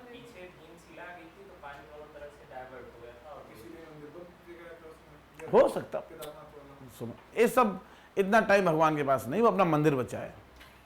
एक दिन मेरी बहुत अच्छी बहस हुई एक लड़के से, ठीक है, उसने कहा एक बात आओ, तुम जो है हनुमान चालीसा पढ़ रहे हो, मैं ठीक है, बोले एक बात तो यार, और बहुत पढ़ा लिखा, बहुत डिसेंट, बहुत नाम नहीं बताऊंगा तुम लोग को कहाँ मिले, लेकिन वो बहुत मजेदार व्यक्ति। तो बोले यार तुम्हारे भगवान जी की एक बात मेरी समझ नहीं आ रही है, उन्हें अच्छा लग रहा है कोई उनकी तारीफ कर रहा है, जय बजरंग बली, जय हनुमान ज्ञान गुण सागर, जय कपीस तिहुँ लोक उजागर, रामदूत अतुल, मतलब बहुत अच्छा लगता है कोई उनकी जो है वो करे, क्या बोलते हैं उसको, आराधना नहीं, आप महान हो, तुम फलाना हो, तुम ढिमाका हो, चापलूसी करे। बोले अगर भगवान है तो उन्हें पता है तुम्हारे दिल में क्या है, मेरी बात समझो, उन्हें पता है बाई हार्ट तुम कैसे हो, उन्हें पता है, तो उन्हें उनकी बार बार हनुमान चालीसा पढ़ने से क्या फायदा है? अपने दिल को शुद्ध रखो। सर बहुत कभी कभी सर बहुत साइंस और सर रिलीजन बहुत क्लैश भी हो जाता है। हमें क्लैश होगा साइंस और रिलीजन में। अभी सर जब कुंभ चल रहा था सर, बहुत से लोग जो संवैधानिक पद पर बैठे वो कह रहे थे कुंभ में नहा लो सारे पाप हो जाएंगे, तो सर इसके फिर थाने सर सुनो, देखो सुनो, वो देखो, धर्म से, एक मिनट को, धर्म से व्यक्ति कभी भी अलग नहीं हो सकता है, कोई कितना भी करे। आनंद के समय तब भी अलग हो जाएगा, जब दुख का समय आएगा तब भगवान को ही याद करेगा। सर वो सर आपकी सर अंडरस्टैंडिंग अलग है, लेकिन सर जो यंग पॉपुलेशन वो तो यही समझेंगे ना, सर कुंभ में नहा लो सारे पाप धुल जाएंगे। सर कोई नहीं समझेगा, सबको पता है, कोई नहीं समझता है यार। जो वहां कुंभ जा रहे देखने जा रहे थे भीड़ कैसी होती, चलो नहा धो के आते हैं, ठीक है, कुंभ में धोने से पाप धुल जाए, कुंभ में धोने से पाप धुल जाए, फिर तो भाई आदमी पाप धो ही ले जाके, फिर तो पाप करो, कुंभ जाके नहाओ। क्यों बनी जी?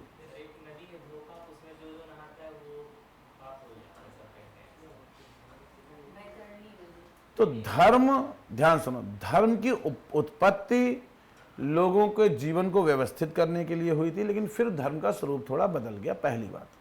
दूसरी बात, जब तक व्यक्ति की तार्किकता विकसित नहीं थी, वो जिन प्रश्नों के जवाब में नहीं मिलते हैं उनका उत्तर सिर्फ एक ही चीज देती है, वो है रिलीजन।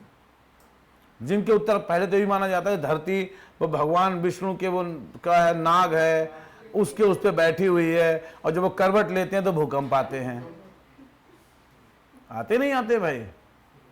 गैलीलियो को मार दिया गया था सिर्फ इसलिए कि उन्होंने कह दिया कि सूर्य के चारों तरफ धरती घूमती है, जबकि उससे पहले क्या प्रचलन था कि धरती के चारों तरफ सूर्य घूमता है। उन्होंने खाली इतना कह दिया कि भाई नहीं, जियोसेंट्रिक है, ओ हेलियोसेंट्रिक है, जियोसेंट्रिक नहीं है। जियोसेंट्रिक का मतलब कि धरती सेंटर पे है और बाकी पूरा ब्रह्मांड धरती के चारों तरफ घूमता है, पहले ये माना जाता था ईसाई धर्म में। और उन्होंने खाली इतना बोल दिया, गैलीलियो, कोपरनिकस, इन्होंने खाली इतना बोल दिया कि नहीं आप गलत कह रहे हो, सूर्य है, सूर्य के चारों तरफ धरती घूमती है। मार दिए गए, सोचिए। लेकिन वो चीज बाद में गलत प्रूव हुई, बाद में पोप ने माफी मांगी उनसे 300 साल बाद, मर गए बेचारे, उनकी जब माफी मांगी पोप ने कि माफ कर दो, तुम सही थे, हम गलत हैं। हैं?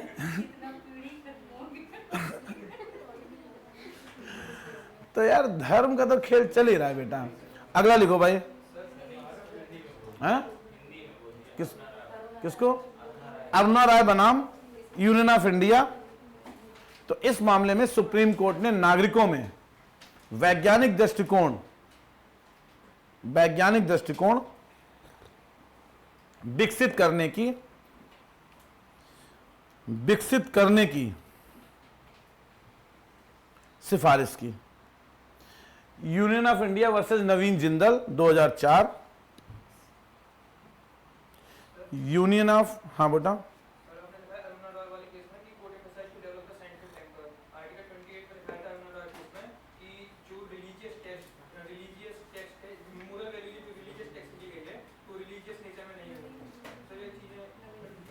दोनों चीज सेम ही तो कह रहे हैं। वो भी तो ये कह रहे हैं रिलीजियस नेचर की ना हो, सेकुलर नेचर की हो। उस केस में कोर्ट ने कहा, या तो लिखाया होगा कि जो एंशिएंट एजुकेशन हम प्रोवाइड कर रहे हैं वो एंशिएंट एजुकेशन हम दे सकते हैं, रिलीजियस नेचर की बहुत ज्यादा ना हो। तो यहां भी तो वही कह रहे हैं।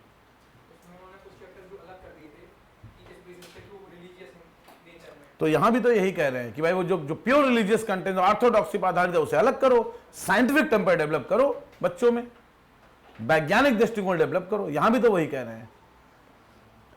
अगला union of India versus Naveen Jindal 2004। एक लाइन में एक क्वेश्चन आता है कि गॉड एग्जिस्ट करता है साइंस में, हाँ या नहीं, या जवाब नहीं दे सकते सर, मतलब क्या होगा आंसर? जवाब नहीं दे सकते, ठीक है। साइंस अभी इस चीज का जवाब नहीं दे सकता कि साइंस के पास ना तो प्रमाण है कि गॉड है और ना ही प्रमाण है कि गॉड नहीं है।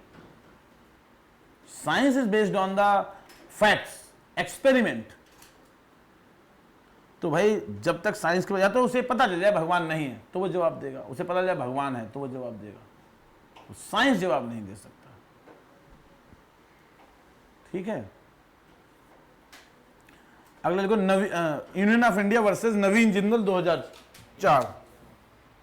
Union of India versus Naveen Jindal 2004। Bharat संघ बनाम नवीन जिंदल 2004। इस केस में क्या हुआ था इकरा?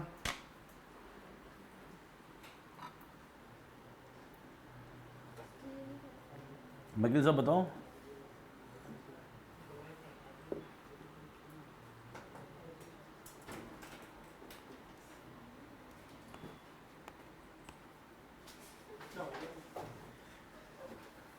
बताओ भाई इस केस में क्या हुआ था?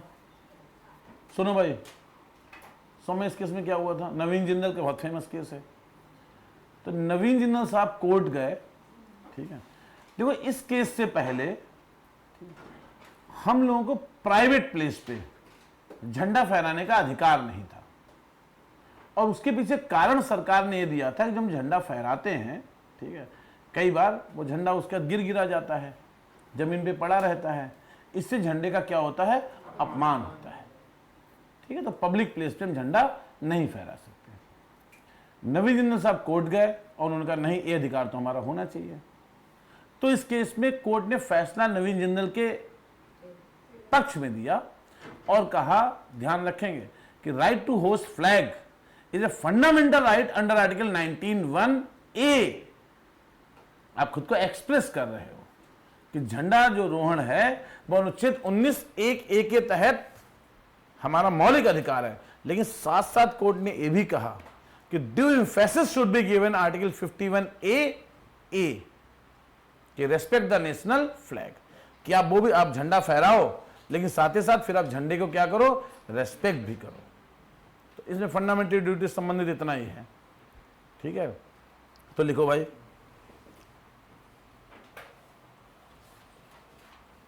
तो in this case supreme court observe that, इस मामले में उच्चतम न्यायालय ने कहा, इस मामले में उच्चतम न्यायालय ने कहा that right to hoist flag, right to hoist flag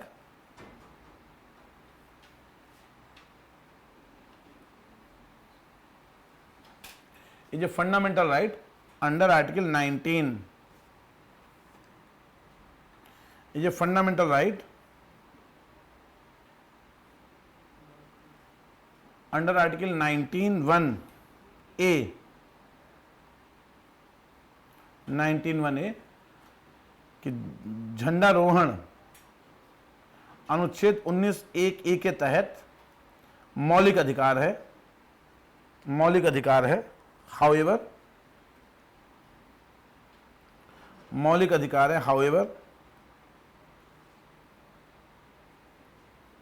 ठीक है। One should also obelise, one should also obelise, obelise, OBILIZE, obelise to respect national symbol,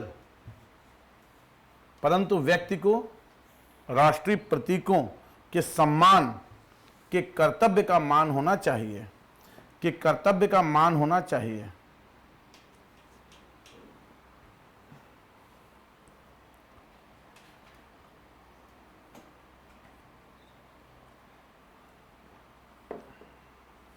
ठीक है। अगले लगे Mohammad Haroon versus union of India 2014, बहुत ही लैंडमार्क जजमेंट है।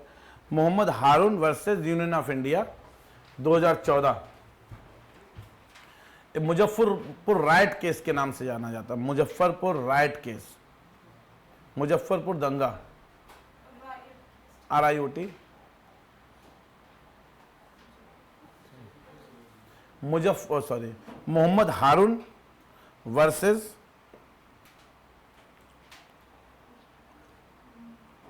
Mohammad Haroon versus union of India 2014, Muzaffarpur दंगा केस।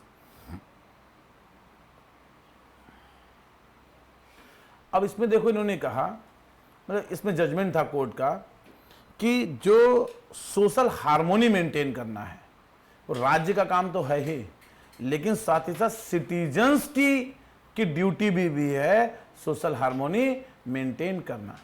किस फंडामेंटल ड्यूटी में सोशल हार्मोनी? ई ब्रदरहुड, ई इक्वालिटी वाले में, ऐसे याद हो गया देखो ई, ठीक है। तो आर्टिकल 51(a)(e) है नहीं है, 51(a)(e) में क्या है? Social harmony.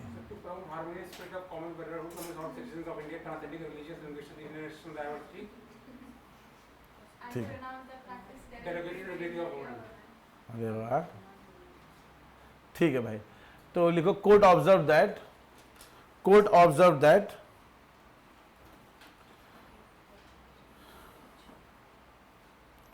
to ensure harmony, to ensure harmony, to ensure harmony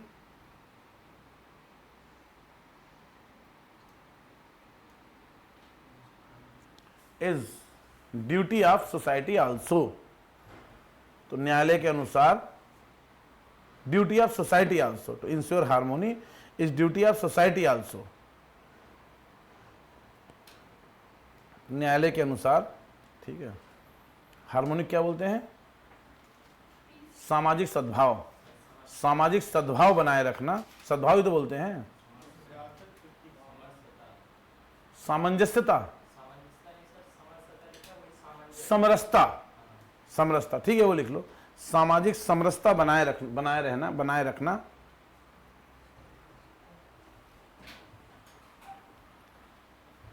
रखना, ठीक है। सामुदायिक कर्तव्य है, सामुदायिक कर्तव्य है।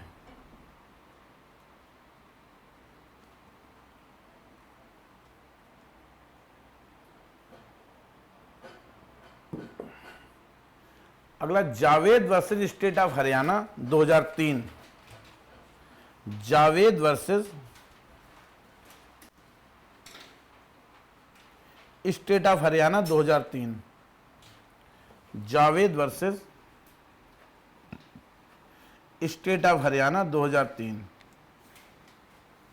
अब ये भी मजेदार केस था जिसमें पहली बार कोर्ट ने फंडामेंटल ड्यूटी को ज्यादा इंपॉर्टेंस दी फंडामेंटल राइट के ऊपर।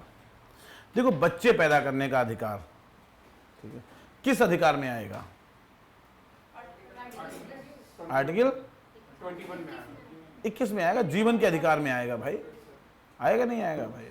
भाई बच्चे को जन्म देने का अधिकार अगर देखा जाए तो किस में आएगा? जीवन के अधिकार में आएगा। ठीक है, अब क्या हमारा जो स्टेट है वो इस आधार पे लोगों में भेदभाव कर सकता है कि तुम्हारे 2 बच्चे और तुम्हारे 5 बच्चे हैं? कर सकता है? नहीं करना चाहिए भाई, तो ऐसा तो कोई लिखा नहीं है। लेकिन हरियाणा में इन लोगों ने क्या किया कि जो लोकल बॉडी के इलेक्शंस थे, उन इलेक्शंस में जिनके 2 से ज्यादा बच्चे थे, उन बच्चों के चुनाव लड़ने पर प्रतिबंध लगा दिया। ठीक है, जिनके 2 से ज्यादा बच्चे थे, कहा भाई आप पंचायत का और लोकल बॉडी का चुनाव नहीं लड़ सकते। तो जावेद मियाँ के ज्यादा बच्चे रहे होंगे 2 से, कोर्ट गए और उन्होंने कहा भाई ये तो हमारे आर्टिकल 14 का भी उल्लंघन है, ये 14 का उल्लंघन हो गया और आर्टिकल 21 का भी उल्लंघन है। तो इसमें सुप्रीम कोर्ट ने पहली बार कहा कि पॉपुलेशन कंट्रोल नेशनल ड्यूटी है, लिखी नहीं लेकिन है नेशनल ड्यूटी, जनसंख्या नियंत्रण नेशनल ड्यूटी है और आपकी ड्यूटी है कि आप जनसंख्या नियंत्रण करो। तो सरकार बिल्कुल इस पे क्या कर सकती है? प्रतिबंध लगा सकती है। ठीक है, तो in this case supreme court observe that, यहीं चलेगी 10 मिनट हाँ। In this case supreme court observe that, इस मामले में उच्चतम न्यायालय ने कहा दैट पॉपुलेशन कंट्रोल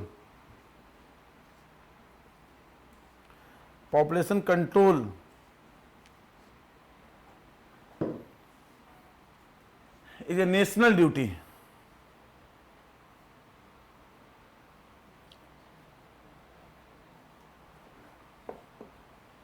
ठीक है, जनसंख्या नियंत्रण एक राष्ट्रीय कर्तव्य है। सो स्टेट कैन इम्पोज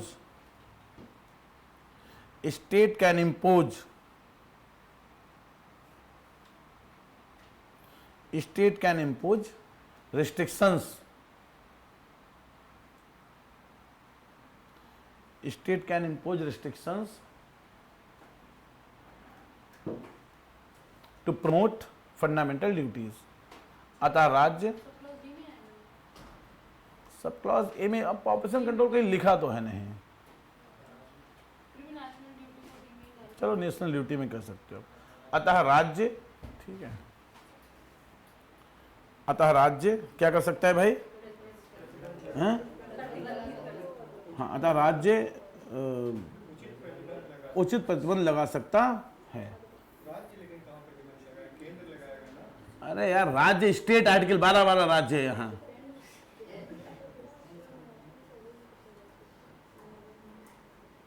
ठीक है, अब नेक्स्ट पैराग्राफ से लिखो however fundamental duties are non justiciable in nature and they are not legally binding.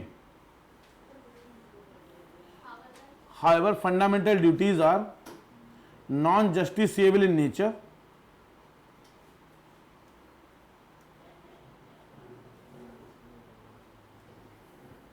हालांकि मौलिक अधिकार प्रकृति में वाद योग्य नहीं है, मौलिक कर्तव्य प्रकृति में वाद योग्य नहीं है, and they are not legally binding to the citizens, एवं वो नागरिकों पर विधिक रूप से लागू नहीं है। However by various legal provisions, however by various legal provisions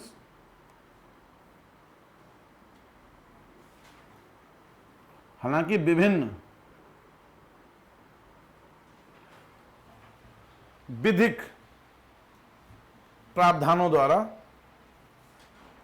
few of the fundamental duties, कुछ मौलिक कर्तव्यों को, few of the fundamental duties have been made enforceable, कुछ मौलिक कर्तव्यों को बाध्यकारी बनाया गया है। Number 1 have been made enforceable, have been made enforceable, बाध्यकारी बनाया गया है। पहला, अब देखो एक हमारे एक्ट है प्रिवेंशन टू डिटेंशन, प्रिवेंशन और डिटेंशन, देखो prevention of insult prevention of insult to national honour act 1971, prevention of insult to national honour act 1971। इसको बेटा ऐसे लिख लो तुम, प्रिवेंशन ऑफ इंसल्ट, तो क्यों इसके हिंदी है राष्ट्रीय महत्व के, इंसल्ट टू नेशनल ऑनर, राष्ट्रीय गर्व की वस्तुओं के अपमान रोकथाम संबंधी अधिनियम। तो मैं लिखो प्रिवेंशन ऑफ, या इसको चेक कर लेने बाद में एग्जैक्ट भारत सरकार ने क्या लैंग्वेज लिखी है। तो prevention of insult to national honour act.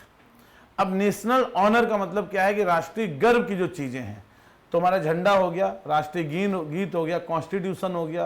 अगर आप कॉन्स्टिट्यूशन जला दो बाहर सड़क पे, ठीक है, आप झंडे को जो है उसकी इंसल्ट करो, तो जो भी नेशनल ऑनर है हमारे, अगर आप उनकी इंसल्ट करते हो तो यह अधिनियम बनाया गया है। इसके लिए इसमें जो भी लोग इंसल्ट करेंगे उनके लिए सजा का प्रावधान है।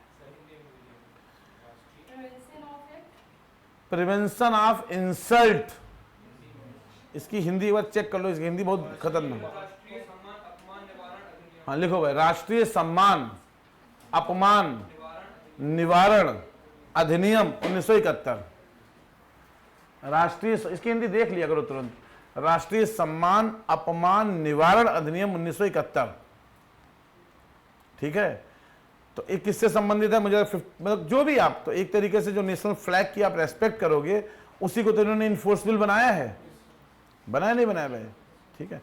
सेकेंड लिखो आप, environment protection act 1986, environmental protection act 1986, पर्यावरणीय संरक्षण अधिनियम 1986, 1986। बताओ भाई मांडवी, 21 फंडामेंटल ड्यूटी से जुड़ा हुआ है। जी ग्रीन किससे जुड़ा हुआ है, जी 51A जी।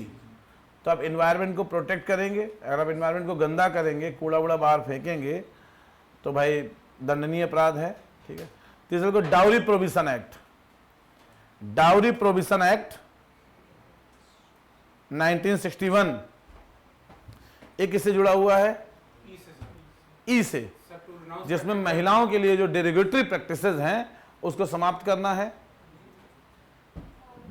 डाउरी प्रोटेक्शन एक्ट 1961, दहेज निवारण अधिनियम 1961,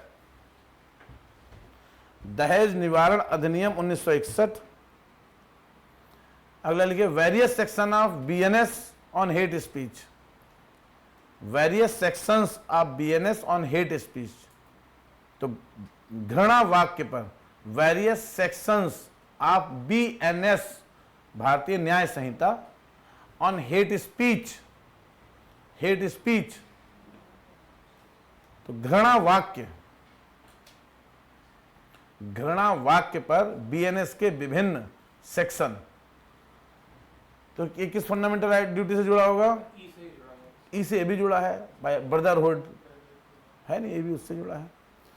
और क्या हो सकता है, RTE act 2009, RTE act 2009, right to information act 2009, right to education act 2009, right to education act 2009, ये किससे जुड़ा हुआ है, 51A के से, नॉलेज 51A के।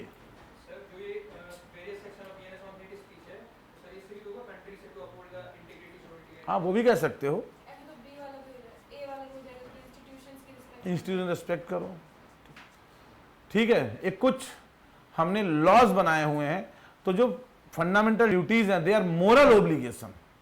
अब अभी इनकी हम कमियां भी देख लेंगे, they are moral obligation, they are not legal obligation. आप लीगली बाइंड नहीं हो, जैसे कहा जा रहा है साइंटिफिक टेम्पर डेवलप करो, अब तुमको हम नहीं करेंगे तो सरकार तुम्हारा कुछ नहीं कर पाएगी, ठीक है। तुमसे कहा जा रहा है एनवायरमेंट को प्रोटेक्ट करो, तुम कहो नहीं करेंगे, सरकार बोलेगी हमने कानून बनाया हुआ है, ठीक है। सरकार तुमसे कह रही है कि भाई झंडे का सम्मान करो, तुम बोलो नहीं करेंगे, हमसे फाड़ेंगे, तो कहेगी तो national honour insult provision act बनाया हुआ, सरकार जेल भेज देगी आपको। तो कुछ फंडामेंटल ड्यूटीज है उनको बाय लॉ इन्फोर्सेबल कर लिया है हमने, कुछ फंडामेंटल ड्यूटीज को क्या कर लिया, बाय लॉ इन्फोर्सिबल कर लिया, बाकी फंडामेंटल ड्यूटीज अभी इन्फोर्सिबल नहीं है। नेक्स्ट आओ significance of fundamental duties. Significance of fundamental duties कल करेंगे बेटा इसको, ठीक है। आलो वाली थोड़ी क्लास चलेगी। मंडे से आपकी 2 क्लास होंगी, तो 3:30 से 5 मैं 3 बजे से स्टार्ट करूंगा, ठीक है, और फिर 5:15 से